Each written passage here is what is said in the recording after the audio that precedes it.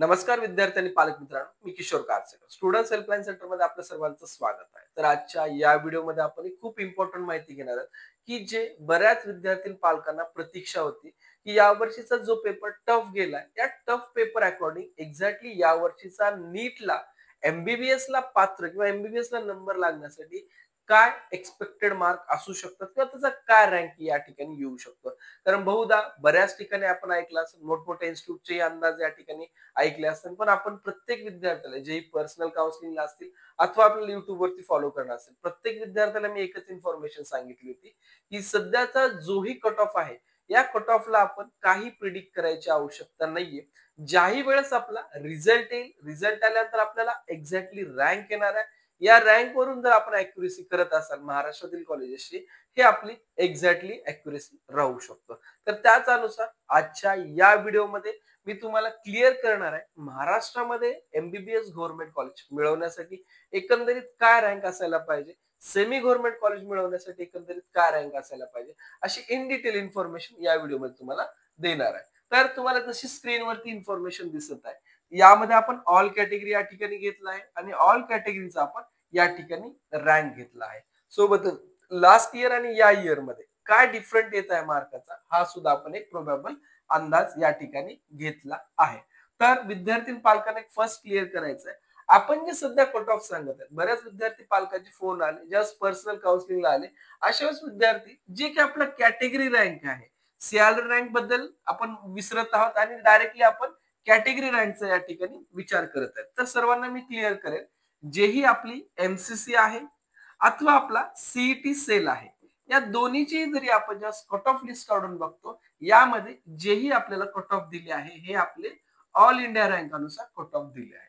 म्हणजेच आपल्याला ज्यावेळेस आपल्या नीट स्कोर कार्ड अनुसार कट ऑफ चेक करायचा आहे, हा कट ऑफ आपल्याला सीआरएल रँक अनुसार आपल्याला कट ऑफ चेक करायचा आहे, तरच आपली त्या अॅक्युरेसी एक्झॅक्ट असू शकते. बरेच विद्यार्थी पालक, माझा सीआरएल रँक हे आहे, पण माझा कॅटेगरी रँक एवढा कमी आहे, तर मला यावर्षी ऍडमिशन मिळेल का, असा प्रश्न आहे. तर हे पण मी तुमचे प्रश्न क्लिअर करणार आहे. तर आपले जेही ऍडमिशन होतं for MCC, for state counselling आणि double A triple C counselling, हे सर्व ऍडमिशन आपले double A triple CRL rank अनुसारच आपले ऍडमिशन होत असतात. त्यामुळे आपल्याला कॅटेगरी रँक पाहायची काय आवश्यकता नाही, सीआरएल रँक अनुसार आपण विचार करणं गरजेचं आहे. तसं पाहिलं असता लास्ट इयरला ज्या विद्यार्थ्याचा 43,500 एवढा रँक येत होता, अशा विद्यार्थ्याला 628 मार्क्स या ठिकाणी होते. पण यावर्षीचा जर आपण विचार केला, याच विद्यार्थ्याला हे मार्क्स आपले 501 ते 502 या जवळपास हे मार्क्स आपल्याला येत असल्याने दिसून येतात. त्या अकॉर्डिंग महाराष्ट्रामध्ये ओपन कॅटेगरीचा जो कट ऑफ असू शकतो, हा या ठिकाणी 43,500 एवढा कट ऑफ या ठिकाणी असणार आहे. आणि यामध्ये हे जे काही आपलं रँक अनालिसिस आहे, नॉट अप्रॉक्सिमेटली, पण आपली जी काही अॅक्युरेसी आहे, याचं मी मेन्शन करेन तुम्हाला, आपली 95% या ठिकाणी अॅक्युरेसी राहू शकते. नेक्स्ट जे काही आपली 5% अॅक्युरेसी असेल, हे आपला एसएमएल रँक आल्यानंतर असणार आहे. कारण का, हा जो सध्याचा रँक आहे, हा ऑल इंडिया रँक आहे. त्यामध्ये किती महाराष्ट्रातील मुलांचे पर्सेंटेज म्हणजे पर्सेंटेज कसे आहेत, यावरून आपण सेपरेटली एक एसएमएल रँक अनुसार या ठिकाणी अनालिसिस देणार आहात. ठीक आहे. तर यामध्ये तुम्हाला एससीबीसी पर्यंत मी कट ऑफ मेन्शन केलाय. ओबीसीचा पाहिला असता आपण 45,000 पर्यंत असेल. एससीचा आपण विचार केला असेल तर 1,53,666 पर्यंत असणार आहे. आणि एसटीचा विचार केला 3,53,000च्या मधले जेही विद्यार्थी, लक्षात घ्या, याच्या मध्ये रँक पाहिजे, याच्या कमी रँक पाहिजे, याच्या पुढे असेल तर आपली डिफिकल्टी लेवल वाढणार, या मध्ये असेल तर आपल्याला या ठिकाणी सेफली ऍडमिशन होऊन जाणार. सोबतच व्हीजेडीटीचा आपण जर विचार केला असता तर 96,153 आहे. NT1 चा विचार केला असता 1,24,449 आहे. NT2 64,000 आणि या ठिकाणी NT3 59,880. आणि जर आपलं काही डिफेन्स वगैरे असेल तर याचा आपण 93,214 एक एक्सपेक्टेड ठेवला आहे. याच्यामध्ये कॅटेगरी अनुसार सुद्धा चेंजेस होऊ शकतात. D1 D2 अनुसार या ठिकाणी चेंजेस होऊ शकतात. महत्वाची गोष्ट आहे, जर विद्यार्थ्याला या व्हिडिओ संदर्भात किंवा आपले काही क्वेश्चन असेल तर आपण कमेंट्स मध्ये विचारा. ऍज सुन ऍज पॉसिबल प्रत्येक क्वेश्चनचा आन्सर द्यायचा आम्ही प्रयत्न करणार आहे. महत्वाची दुसरी एक अनाउन्समेंट आहे, सध्या आपला रिझल्ट या ठिकाणी डिक्लेअर झालाय आणि यानंतर दरवर्षीप्रमाणे आपल्या बेसिक रजिस्ट्रेशन पासून जोपर्यंत आपलं कुठल्या ना कुठल्या एखाद्या चांगल्या कॉलेजला ऍडमिशन होणार नाहीये, तोपर्यंतची जेवढी प्रोसेस असेल हे आपण युट्यूब चॅनलवरती याही वर्षी कंटिन्यू करणार आहेत, की जेणेकरून विद्यार्थ्यांना जे काही आपले व्हॉट्सअप अथवा टेलिग्राम ग्रुप आहे यामध्ये जॉईन व्हायचं असेल तर आपण आपली आवड असेल तर या ठिकाणी आपण होऊ शकतात. याचा फायदा काय, जेही आपले सीईटी सेल, एमसीसी याचे जे काही अपडेट्स येतील, शेड्यूल येईल, प्रोसेसमध्ये काही बदल झाले असतील किंवा नवीन अटी शर्ती काय असतील तर याबद्दल आम्ही या ग्रुपमध्ये माहिती देत असतो, जेणेकरून विद्यार्थ्यांना याचा फायदा पुढील आपली जे काही काउन्सिलिंग मध्ये प्रोसेस आहे यामध्ये डेफिनेटली होणार आहे.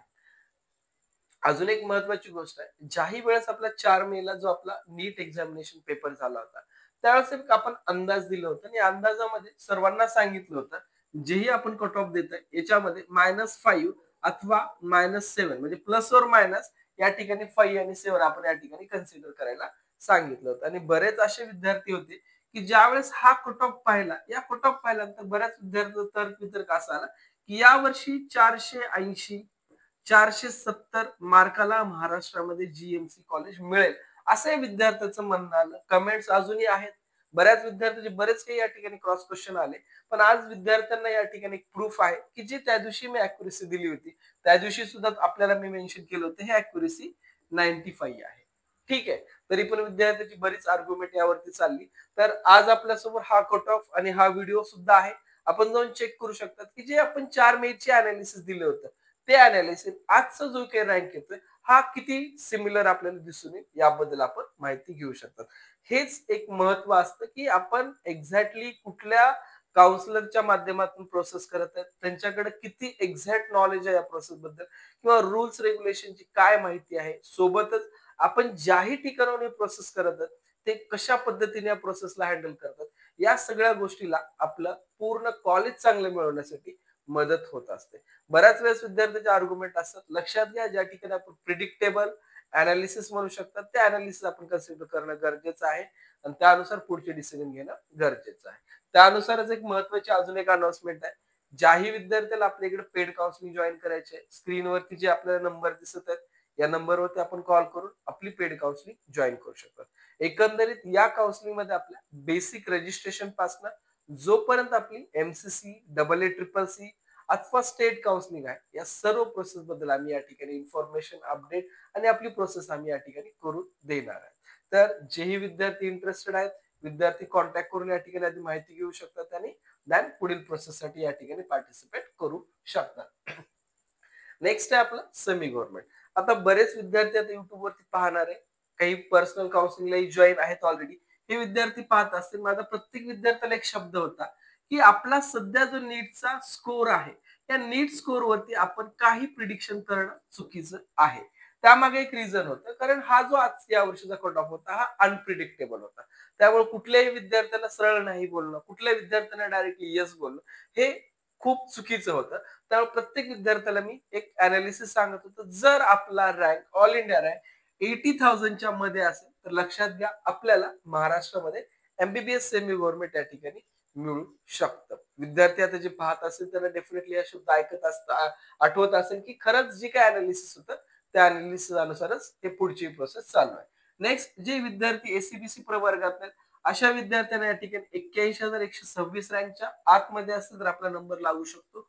ओबीसी प्रवर्गासाठी 81,300, एससी प्रवर्गासाठी 1,62,184, एसटी प्रवर्गासाठी 1,74,371, व्हीजेडीटी साठी आपण पाहू शकतात या ठिकाणी 1,02,956, एनटी वन साठी 1,25,746, एनटी टू साठी 80,249 आणि एनटी डी साठी 80,293.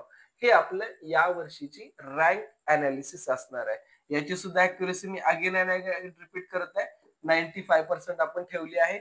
5% आफ्टर आपला एसएमएल रँक आल्यानंतर आपण या ठिकाणी कन्सिडर करणार आहोत. ठीक आहे. तर काही विद्यार्थ्यांना अडचणी असतील या व्हिडिओ रिलेटेड काही क्वेश्चन असेल तर आपण कमेंट्स मध्ये विचारा. ऍज सून ऍज पॉसिबल आपण याचा आन्सर द्यायचा प्रयत्न करणार आहोत. ठीक आहे.